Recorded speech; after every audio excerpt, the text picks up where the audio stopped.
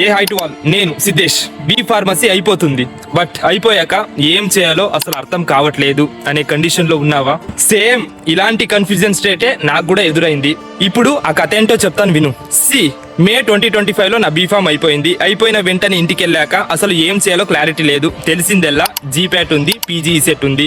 అసలు ఎంఫామ్ చేస్తామో లేదో అది సెకండరీ, బట్ రాయాల్సిన ఎగ్జామ్లు జీప్యాట్, పీజీ సెట్. ఆ కొద్ది పీరియడ్ ఆఫ్ టైంలో ఎగ్జామ్ రాశాను. ఇంకా ఇంట్లో ఉండి ఏం చేస్తామనే ఉద్దేశంతో ఒక కోచింగ్ ఇన్స్టిట్యూట్ వెళ్ళి జాయిన్ అయ్యి కొన్ని కోర్సెస్ నేర్చుకొని కొన్ని ఇంటర్వ్యూస్ అటెండ్ అయ్యి ఎక్స్పీరియన్స్ తెచ్చుకున్నా. బట్ కోచింగ్ అర్ధాంతరంలో ఉన్నప్పుడు రిజల్ట్స్ వచ్చాయి. ఇంకా ఆ రిజల్ట్ లో జీప్యాట్ పోయింది. ఇంకా ఏపీ పీజీ సెట్ లో 99 ర్యాంక్ వచ్చింది. ఈ విషయంలో నేను చాలా హ్యాపీగా ఫీల్ అవుతా, ఎందుకంటే నా బీఫామ్ రోల్ నంబర్ 98, నాకు వచ్చిన ర్యాంక్ 99. కానీ పెద్ద కన్ఫ్యూజన్ ఇక్కడ నుంచే స్టార్ట్ అయింది. ఒక సైడ్ హ్యాపీ, బట్ మరొక సైడ్ పెద్ద కన్ఫ్యూజన్ స్టేట్. అసలు ఆ కన్ఫ్యూజన్ స్టేట్ ఏంటో తెలుసా? ఒక సైడ్ కోచింగ్ తీసుకున్నా, ఆ కోచింగ్ తీసుకున్న కోర్సెస్ లో జాబ్స్ ట్రై చేద్దామా, లేదా పీజీ సెట్ లో మంచి ర్యాంక్ వచ్చిందని ఎంఫామ్ చేద్దామా?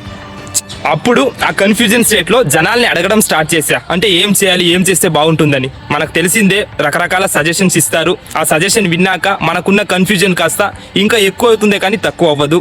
ఫైనల్లీ పీజీ సెట్ లో కౌన్సిలింగ్ అటెండ్ అయ్యా. మంచి యూనివర్సిటీలో సీట్ వచ్చింది కాబట్టి నేను ఎంఫామ్ జాయిన్ అయిపోయా. ఇప్పుడు మీ అందరికి చెప్పే ఒక విషయం ఏంటంటే,